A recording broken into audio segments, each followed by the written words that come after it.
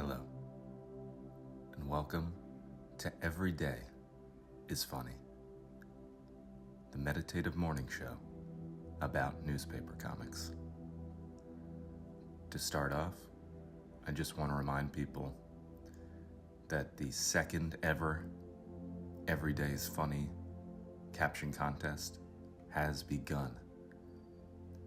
You can go to everydayisfunny.com to see the AI generated image and submit your caption to be read.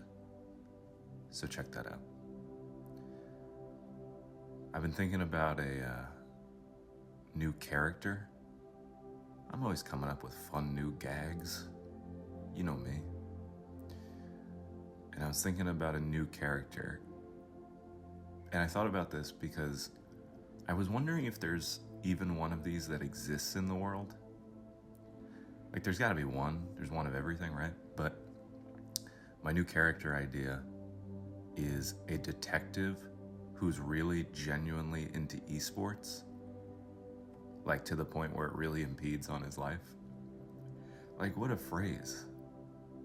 There's got to be. Is there one, do you think? I don't know. I just think it's a really funny idea. And like, he interrogates people and remembers a recent match his favorite team lost, and he like freaks out. He can't continue the interrogation. He tells the perp that he's rage quitting and just leaves. And like, even at home, his wife met him before esports existed. So how is she gonna know how big a problem it would be in his life? But he's watching every match, his caseload piling up on his desk at home. He's calling his wife at NPC. And I was thinking about a movie idea for this guy. And he's like, maybe he's thrown off of a case for bringing esports into it. And so he goes to an esports competition in like an arena to relax. And then a murder ends up happening there. And the lead suspect is his favorite player on his favorite team. And he has to figure out if he cares more about his love of the team or of the law. That's the quick elevator pitch. I'm gonna be honest, I came up with all of this 10 minutes ago because I needed something to talk about today, but I genuinely think that could be a funny bit. All right, let's get to the comics. Isn't that funny? He's like he's a seasoned veteran of the law. He's seen some stuff, and he just genuinely loves esports. I don't know. All right. Hi, and Lois. Let's start there. Lois is talking to her boy. Her boy also looks exactly like Beetle Bailey. That's interesting. Is that some crossover? Anyway, Lois says, "Do high school kids still go steady?" He says, "Not so much, but my friend Sid gave his girlfriend one of his nose rings." Huh. Okay. That's funny. That's like a funny take on modern dating and alternative personalities. My main question is, why did the mom walk in saying that? Like, she's clearly entering into the doorway. Who, like, is like, all right, my son's in the other room. Like, she was really wanting to know this information. Like, she's thinking about high school dating a lot. It's weird. And she looks upset by the news that they're passing around nose rings as if they're roses. Maybe nose rings are the new roses. I've been saying that for years without any context, but it finally makes sense now. But yeah, did Lois mate with Beetle Bailey? Because this kid, I implore all of y'all listening to do a side-by-side. It's spot on. And makes sense. Beetle Bailey's away in the army. Maybe during Fleet Week something happened. I don't know. No judgment. But I think if something happened, you gotta tell hi. You don't keep that. Alright, family circus. The little girl and baby of the family are looking up into the sky at some clouds and birds. She says, "Daddy phoned Mommy and said he was on cloud 9, but I don't see any numbers." Very good. They went out into the field to do that research and see if they could find their dad in the sky. It's always such a fascinating thing. You know, I think in TV shows, characters need to have a little bit more of a intelligence identity, if that makes sense. Like something where you can measure, like, okay, I know how smart this character is. And with newspaper comics and this kind of thing, it's just so fluctuating. Like they can speak in full sentences, but they don't have the knowledge that their dad's not actually in the sky. You know what I mean? Which I like. It's whatever serves the joke. Joke above all else, but still. Like developmentally, thankfully we'll never have to see this girl grow up. But I think, I'm gonna be honest, I think there could be some problems. Also, what was the dad on cloud 9 about? Who gets on the phone with their wife and says, "I'm on cloud 9"? How do they think of this stuff? All right, let's check in with Mary Worth. Because I want to see what's going on, because last time in Mary Worth, for those just joining us, this is a daily serious comic strip. And we've been following a plot line where a man named Wilbur had his heart broken by a woman, and then his favorite goldfish, Stellan, died.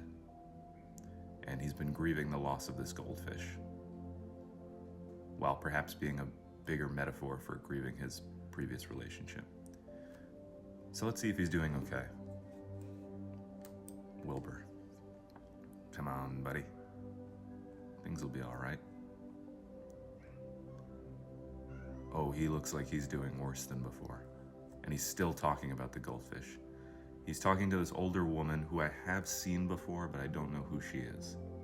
But she's paying him a visit. Thankfully, somebody is actually doing a check-in. And Wilbur looks very disheveled, and he says, "My favorite goldfish went belly up in his tank. I couldn't bear to flush him, so I put him in the freezer."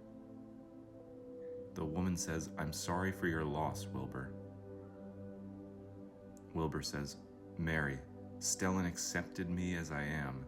Me, the disaster dater, loser extraordinaire, and now my seaworthy son is gone. Sob." Okay, a lot to unpack here. So this is Mary, the titular Mary Worth. That's nice to know. It's nice that Mary came to visit him. It's weird that we're still talking about the goldfish. But my main thing is to Wilbur, who uses alliteration like that when they're actually sad and grieving? This feels like a pre-planned speech.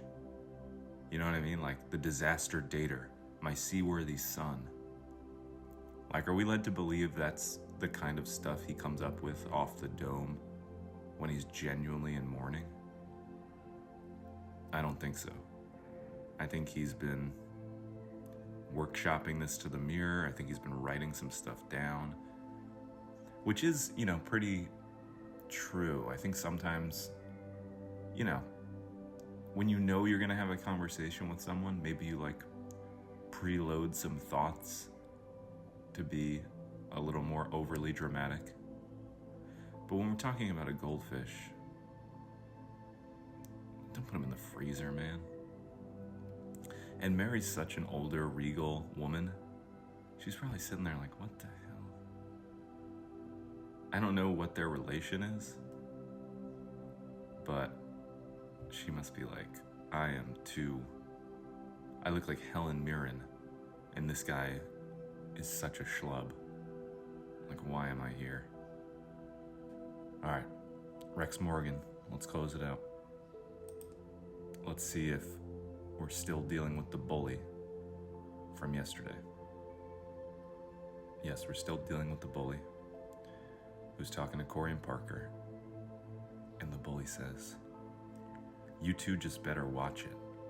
If I didn't have to go to class right now, you'd be in big trouble. Corey says, right.